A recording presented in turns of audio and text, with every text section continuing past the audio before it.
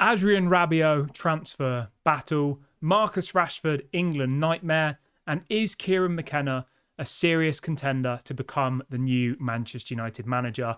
These are some of the stories we will be discussing on this evening's live show. But before we get into that, please smash a like on today's video. Let's try and go for 200 likes on this evening's show, and make sure you subscribe to the channel as well. We'll be live throughout the whole transfer window in the morning, 11 a.m. and in the evening at 6 p.m. And if anything breaks during the day in the transfer window, I will go live as well. So if you are a Man United fan, which I assume you probably are, otherwise I don't know why you'd be watching this, and you like to be kept up to date with all of the latest transfer news and stuff, then make sure you subscribe. Doesn't cost any money. Get involved in the channel. So much to get into on the show this evening. So much to break down. But as always, I like to try and bring a bit of positivity to the show. Let's start off with the England squad. So massive congratulations to Kobbie Mainoo, who has been called up to the England squad for the Euros. 3 players from Man United have been called up: Harry Maguire, Kobbie Mainoo, and Luke Shaw. Now, we'll talk about Marcus Rashford in a minute, but let's try and be positive. Harry Maguire, I think this season, he's done pretty well. Do I think he's good enough to play for Man United? No. Do I think he's fast enough to play in an Erik ten Hag side? No. But has he done well? Yeah, he has. I'm not going to sit here and say Harry Maguire's terrible, because I think he's done all right this season. I think he's been arguably one of our better players, which is pretty embarrassing, really. And it shows how far we've fallen that I'm sat here saying that Maguire's been one of our best performing players. But you've got to give credit where credit's due, really. So I think it's completely justified that Harry Maguire is in that England squad. He suits Gareth Southgate's style of football perfectly. Gareth Southgate likes to play slow, pragmatic football, and Harry Maguire is perfect at that. So happy for Maguire. Luke Shaw, obviously I'm happy for Luke Shaw, but as Richard says in the chat, it's a little bit strange that Luke Shaw hasn't played football for... I mean, when was the last time Luke Shaw played for Man United? Let's have a little look. It feels like an absolute lifetime ago. Luke Shaw's only played 12 times for Man United this season. I think we played our 50th game the other day. Like, that's not really good enough, is it? 12 times all season. The last time Luke Shaw played a football game for Man United was... Let's have a look. He played for 20 minutes in February. That was the last time. The last time he played a full 90 minutes for Manchester United was in December. 5 months ago. He hasn't played a night. I mean, that's absolutely crazy, isn't it? To have not played a whole 90 minutes since December last year in a 2-0 loss to West Ham. That's mad. So the only 90 minutes he's played this season, full 90 minutes, was a 3-0 loss at home to Bournemouth, a 0-0 draw away to Liverpool, and then a 2-0 loss to West Ham. Those are the only 90 minutes he's played this season. Crazy. And it does make you think, like, he isn't available for Man United, but suddenly he's available for England. I don't know. I think for me personally, Luke Shaw definitely needs to be moved on. Even if you think he's a good player, he's definitely injury prone. I saw a stat the other day that said that apparently since Luke Shaw signed for Man United, 9 years ago, he's only been available for 44% of our games. So not even half of our matches. I know he had a really bad injury, 5 or 6 years ago. He almost never played football again. So obviously that was upsetting. But since then, every season he misses half of the matches, doesn't he? On his day, he's a very good left back, but I just don't think he plays enough. And for me personally, I would probably be looking to move on someone like Luke Shaw. He's 29 in a month. I think he's got 2 years left of his current deal. Let me double check that for you. I know he's got 3 years left of his contract. I mean, that just shows where Man United are as a club. You know, we've given Luke Shaw a contract, which will mean he'll be here until he's 32, when he's already only played 44% of our games. That's pretty bad, isn't it? But it's hardly surprising. Do I think Luke Shaw will be leaving this summer? I don't think so. We don't have a single fit left back in our squad. And I imagine Luke Shaw will probably go to the Euros. He'll probably do well, and then will be available for the start of next season. But it is still a little bit worrying. Welcome to Bot, who has just joined the Daily Red Devil Members Club. Thank you very much for your support, my friend. If you do enjoy the content, then you can support by joining the Members Club. If you click the $sign, I think it only costs 99p, so it's not very much. So if you are in a position to do it, like Bot is, please do join. You get the little badge next to your name, and you obviously support the channel, which is obviously really appreciated.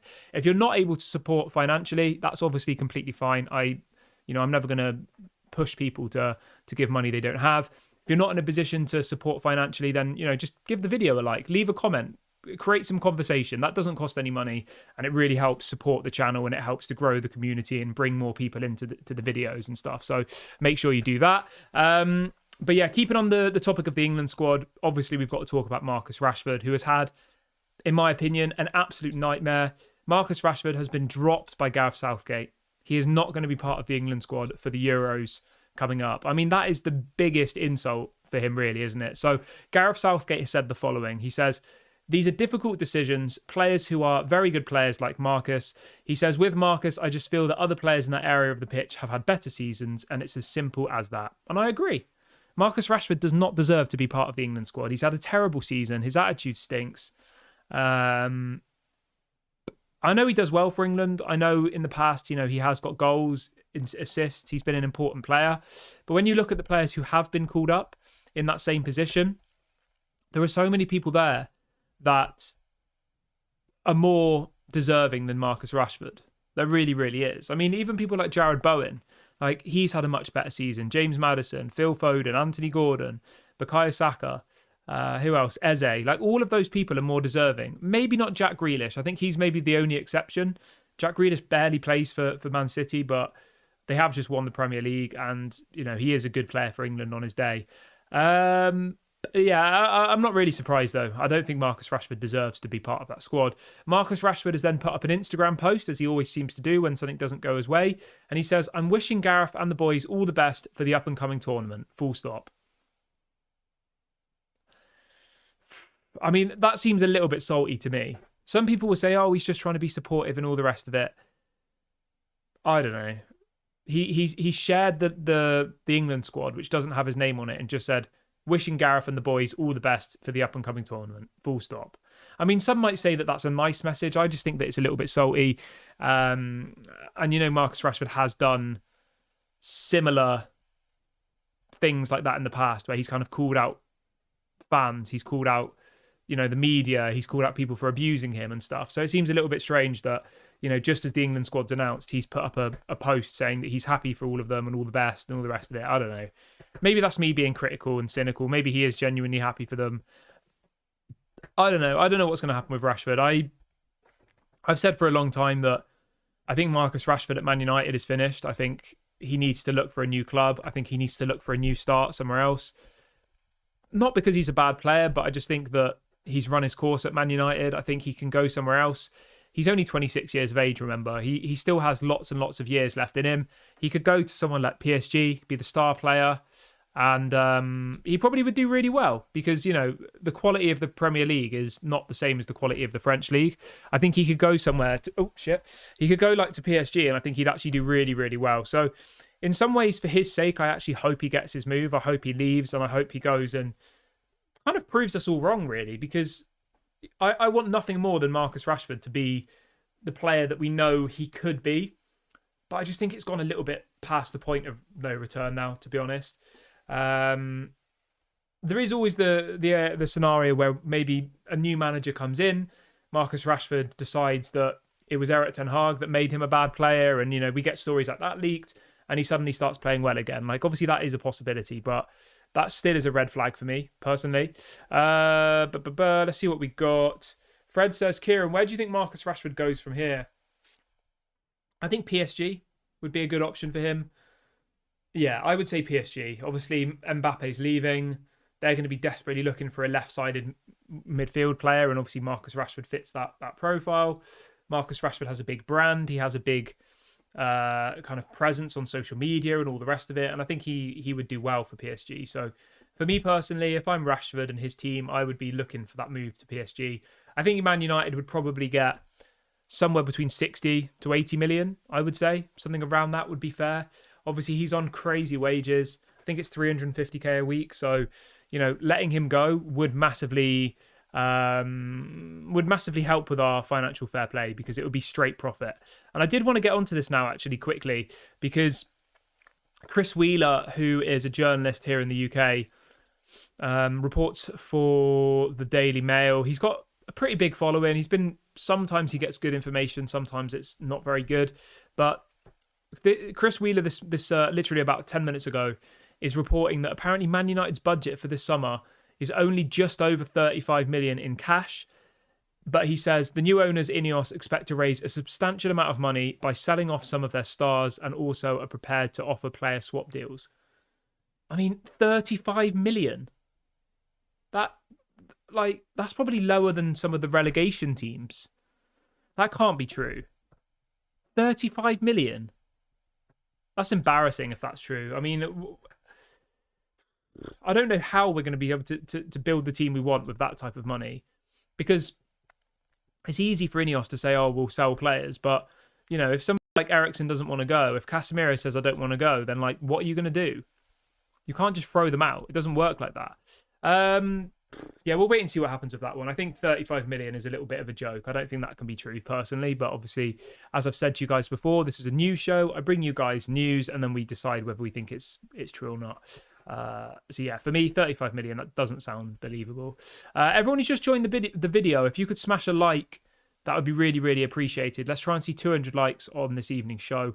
And make sure you subscribe as well, bottom right-hand corner. As I said, throughout the whole of the transfer window, we will be live in the morning, in the evening, and if anything breaks during the day, I'll go live as well. So make sure you get involved in the channel. Right, keeping on the topic of Chris Wheeler, he is also reporting, which kind of contradicts itself, that apparently Man United want to sign Elise and Sesko. That sounds great. I would love to see both of them at Man United. But if our budget's only 35 million, how do we expect to sign these two players? So we're led to believe that, Red Bull Leipzig and Crystal Palace are just going to wait until we sell other players to have the funds. That's not going to happen.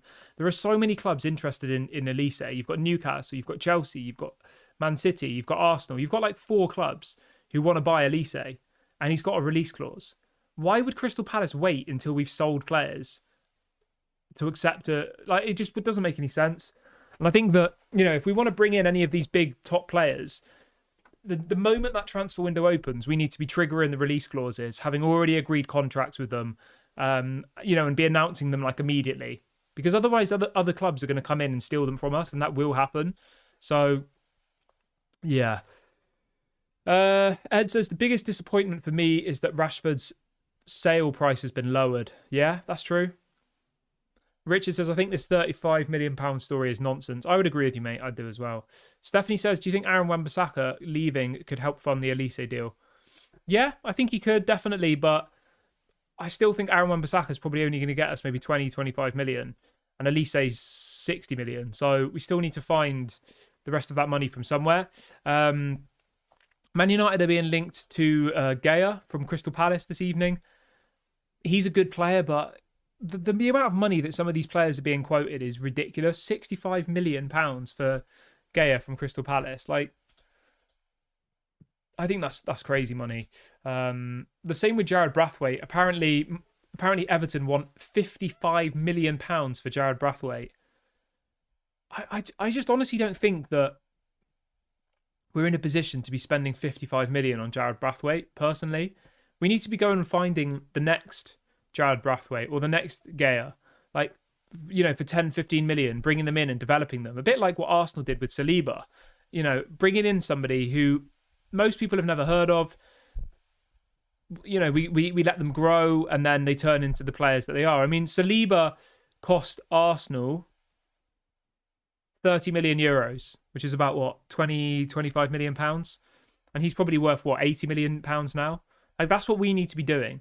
Going and spending 50, 60 million on Jared Brathwaite and Gaya, as good a players they are, I just don't think it's very sensible business. And I just hope that Ineos won't just make the same mistakes as what the Glazers made, where we'll go and give Everton 50, 60 million for Jared Brathwaite, or we'll go and give Crystal Palace 50, 60 million for Gea, when there's probably loads of other centre-backs out there who are much cheaper, maybe aren't proven in the Premier League, but a third of the price that we could go and get. Because we arguably need 2 centre-backs. Like, Maguire should go, Lindelof should go, Varane's obviously going, Johnny Evans is going. That's 4 centre-backs who should be leaving this summer. So, yeah, it's a difficult one. But you can let me know what you think about that in the comment section. How many centre-backs do we need? Would you go for Brathwaite? Would you go for Gea? Let me know your thoughts in the comment section below. Right, let's move on to Adrien Rabiot really quickly then. So we spoke about him quite a lot on the show. Apparently, Bayern Munich and Aston Villa have now entered the race to sign Adrien Rabiot, as well as Manchester United. The story says that Rabiot's contract expires this summer, and Rabiot will hold talks with Juventus in the coming days to discuss his future. From what my understanding is, Rabiot will leave Juventus, but now that you've got Bayern Munich and Aston Villa in the race, why would he come to Man United? The only reason he would come would be for money, and I don't want him to come just purely for money. That's the last thing I want. So I'll be honest, if Aston Villa and Bayern Munich are in the race, then they're welcome to him, because they can offer Champions League football, which obviously is something he's going to want. Yeah, I mean, obviously we're a bigger club than both of those teams, like from a fan's perspective. But yeah, I just feel like the only reason he would come to Man United now is if we offered him crazy wages, which puts me off a little bit. But yeah, we'll have to wait and see what happens. Somebody in the chat is saying, how old is Adrien Rabiot? Rabiot is 29. He just turned 29. So he'll be 30 in a year's time, yeah.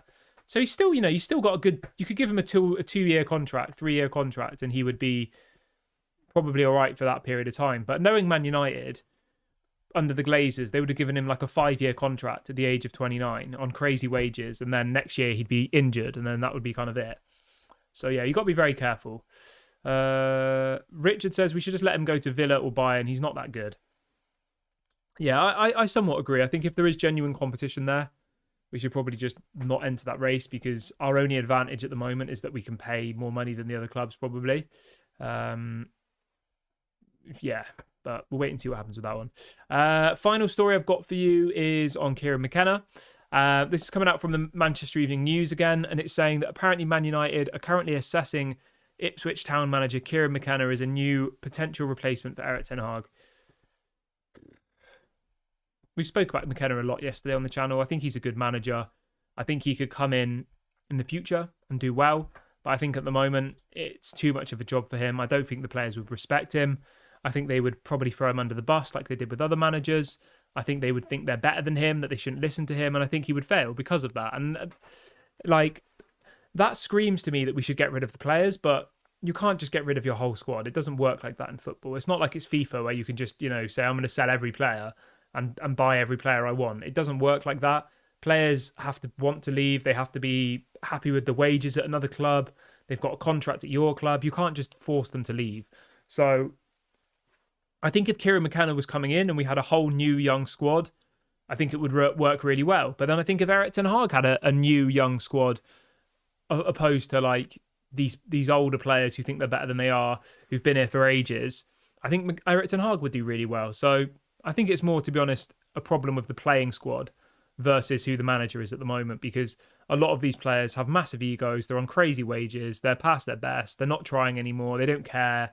Like, the list could go on and on and on and on and on. And the simplest way to solve that is to get rid of those players, bring in young, hungry players on reasonable, low to reasonable wages, and then reward them in the future if they do well. That's the best option. But I'm going to wrap the video up here, guys. I hope you have enjoyed today's video. I will be back tomorrow morning as usual. If you have enjoyed the show, please consider leaving a like. Drop a comment as well. Why not? And make sure you subscribe. This has been Daily Red Devil. I'll speak to you all tomorrow morning. Have a great evening.